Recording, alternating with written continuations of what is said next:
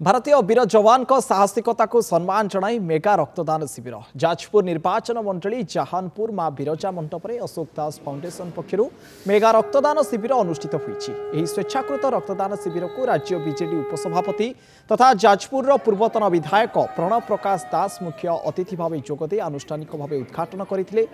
अवसर में फाउंडेशन सचिव भवप्रसाद दास जोगदे रक्तदाता मान उत्साहित करते।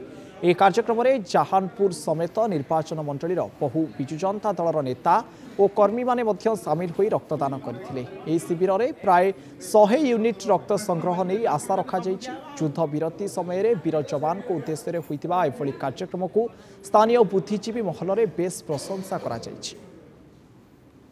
वीर जवान माने जो बड़ा साहसिकता देखै से उद्देश्य रे आज रक्तदान शिविर आयोजन करा जायछि। जो जहानपुर पंचायत तरफ रक्तदान शिविर आयोजन करा जायछि। हमर लक्ष्य अछि 101 यूनिट कलेक्शन करिया। ब्लड डोनेशन काम आरंभ होई एथिरे हमर पूर्वतन विधायक प्रणव प्रकाश दास महोदय अशोक दास फाउंडेशन सचिव भवप्रसाद दास समस्त प्रिय लल्ल भाई एटा योगदान देइचंती। आ ब्लड डोनेशन काम को उद्घाटन करचंती। आमर लक्ष्य रखा 100 यूनिट ब्लड करिया।